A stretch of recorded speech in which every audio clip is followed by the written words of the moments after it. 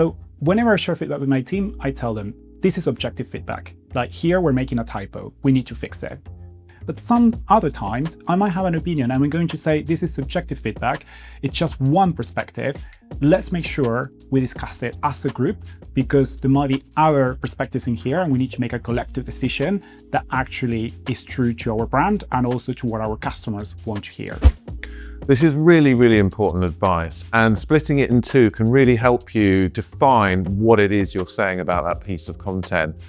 It's the subjective feedback that you really, really need to watch out for. If you don't align beforehand internally, what you end up doing is, and this is what we find, is that you'll use up your rounds of changes on a debate about the subjectivity rather than making improvements to that creative to be more aligned to the brand. It can also really compromise the clarity of the piece, and that can also impact the visuals as well if you're constantly making changes and going back and forth on ideas. Here's a top tip though. If you have that conversation internally and you can't come to an agreement, reach out to your production company. They may view your feedback in a different way. They may be able to offer clarity in terms of what the impact of doing it or not doing it is, so you can then align properly and that feedback can be applied.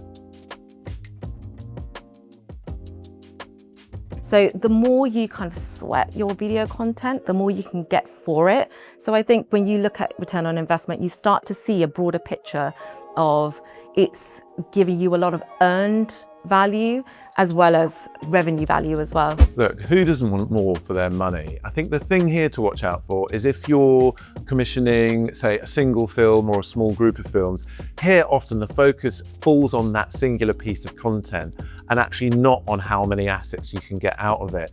Then what tends to happen is that idea comes in post-production. But when you're retrofitting something to fit a purpose it wasn't intended for, the results usually aren't as good as they can be. So question yourself. When you're commissioning content, think, what other uses can I get out of this? If you're not sure, speak to your production company. Ask them, how can I get more out of this shoot or this piece of content? That way it can be baked into the production process. Not only can you get more out of it, but you can also get more bespoke content for those other uses. And obviously, if something's more bespoke, it's generally going to be more effective. And like I said at the beginning of that, you get more for your money.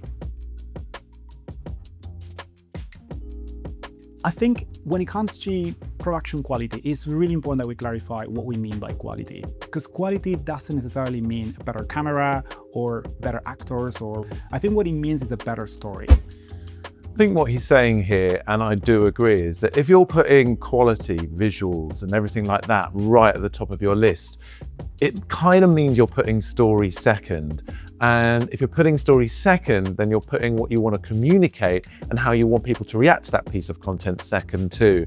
Putting story first really helps align with that production company and ensures that you're getting your message across.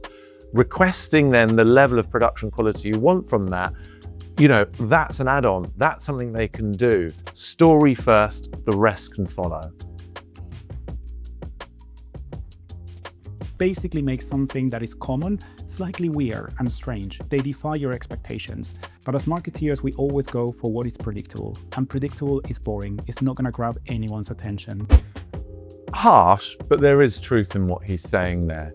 Moving out of a kind of security blanket can be an issue, and we've seen that before.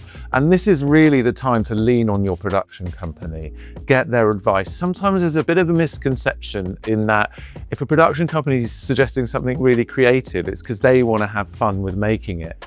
Actually, a good production company is only thinking of your interests, how you're communicating, how you're stacking up against competitors. That advice is coming from that sort of putting your brand first. Getting their advice will help you take that extra leap. Another tip is that it's a production company's job to communicate ideas. Get some advice from them about how to, if you like an idea, how to communicate it upwards through various stakeholders within your organization. Because, you know, they are expert at that, and it can help you get an interesting and perhaps slightly strange idea across the line.